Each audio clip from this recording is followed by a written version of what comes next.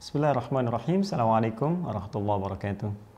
Alhamdulillah, wassalatu wassalamu ala rasulillah wa ala alihi wa sahbihi wa man wala wa ba'd.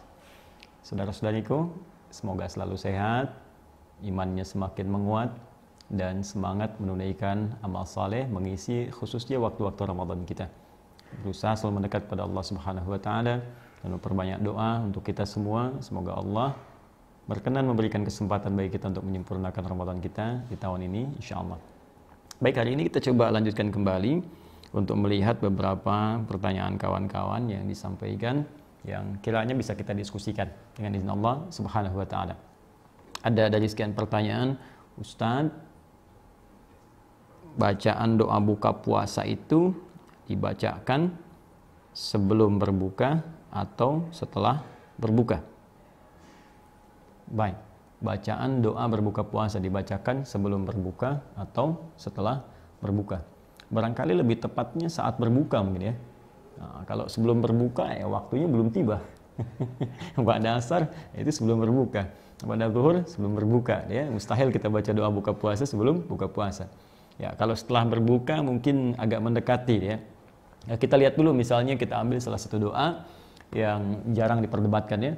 Ada di hadis riwayat At-Tirmidzi ya, nomor hadis 2357, riwayat sahabat Ibnu Umar radhiyallahu taala anhuma atau Abdullah bin Umar radhiyallahu taala anhuma. Adalah Nabi sallallahu alaihi wasallam ketika beliau kemudian berbuka membaca doa dhahabadz dhama'u wabtallatil 'uruqu wa thabatal ajru insyaallah. Ya, dhahabadz dhama, telah hilang rasa haus itu, kemudian basah tenggorokan, wabtallatil 'uruq wa thabatal ajru insyaallah, dan pahala-pahala itu ditetapkan oleh Allah Subhanahu wa taala dengan izin Allah Subhanahu wa ta'ala. Dalam mengamalkan doa ini terdapat dua pendapat di antara ulama, setidaknya terbagi pada dua bagian. Pertama yang melihat kepada zahir teks hadisnya. Ya, teks hadis mengatakan dipahami dhahabadz dhama, bentuknya fi'il madhi, telah hilang ya rasa haus. Kalau telah hilang rasa haus itu kan artinya ada yang mengartikan minum dulu. Ya, karena sebelum minum hausnya masih ada. Kemudian ketika kemudian minum, maka hilanglah kemudian dahaga itu. Telah hilang dahaga artinya minum dulu, baru kemudian dahaga itu hilang. Jadi di sini ada yang mengamalkan bagian pertama, baca bismillah dulu, ya bismillahirrahmanirrahim, atau paling singkat bismillah, kemudian dia minum, ya lalu dia mengucapkan dhahabadz dhama'u wabtallatil 'uruqu wa thabatal ajru insyaallah. Ya, telah hilang rasa haus, dahaga hilang, kemudian juga tenggorokan mulai basah, dan pahala ditetapkan oleh Allah Subhanahu wa taala. Setelah itu dia bisa mencicipi beberapa kurma, ya, 1 atau 3 kurma. Lantas yang terbaik kemudian dia berdoa kembali kepada Allah Subhanahu wa taala. Bagian kedua, ada juga yang mengartikan ini maknanya tertuliskan fi'il madhi tapi dipahami dengan konteks mudhari, konteks istiqbal yang akan datang. Mirip kalau kalimat-kalimat di bahasa balaghah itu maknanya i'tibaru ma yakun. Jadi diucapkan dengan kata kana bentuk madhi tapi maknanya mudhari. Seperti di Al-Qur'an, misal inna fatahna laka fatham mubina.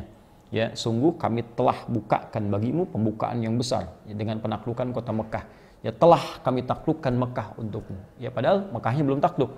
Nah, jadi bahasanya ungkapannya berbentuk madhi tapi sifat ini bentuknya mudhari. Ya, kalau diartikan di terjemahan, sungguh kami pastikan kepadamu Mekah akan ditaklukkan. Kami akan taklukkan Mekah untukmu. Ya, kenapa Ustadz menggunakan bentuknya fi'il madhi past tense, tidak langsung mudhari saja? Nah, balik lagi ke teori balaghah, bahwa kalau ada sesuatu yang sifatnya ingin dipastikan untuk memberikan ketenangan pada jiwa, kenyamanan dan keyakinan sehingga dengan itu muncul semangat yang luar biasa, maka hadirkan seakan-akan peristiwa itu telah terjadi dalam bentuknya past tense, bentuk telah.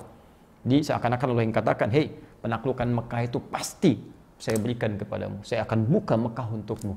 Nah, ketika merasakan ada jaminan dari Allah Subhanahu wa taala, seakan-akan Mekah itu sudah terbuka. Kita tinggal datang, bergerak, dan Allah sudah jamin itu sudah dibuka. Nah, sama dengan puasa. Ketika kita katakan dhahabadz dhama'u wabtallatil 'uruqu, orang puasa itu belum minum aja, baru dengar suara adzan, Allahu akbar, bukankah saking gembiranya hausnya hilang? Ya? Jadi seakan-akan wah, udah nikmat nih, buka udah datang, seakan-akan tenggorokan tuh udah merasa mau basah aja, sudah hilang rasa haus itu. Sehingga ada yang mengartikan doa itu dibaca sebelum berbuka, dhahabadz dhama'u wabtallatil 'uruqu wa thabatal ajru insyaallah. Ya Allah, hilang nih dahaga, alhamdulillah. Artinya akan hilang dahaga dengan saya buka sekarang. Akan hilang rasa haus itu, akan basah tenggorokan saya, dan akan engkau berikan pahala dengan puasa yang telah aku tuntaskan itu. Lalu dia minum bismillahirrahmanirrahim, kemudian dia minum. Artinya, dua ini sesungguhnya tidak perlu dipertentangkan. Mau dibaca sebelum, mau dibaca setelah, itu tidak ada masalah. Yang penting, gunakan sunnah ini untuk berdoa.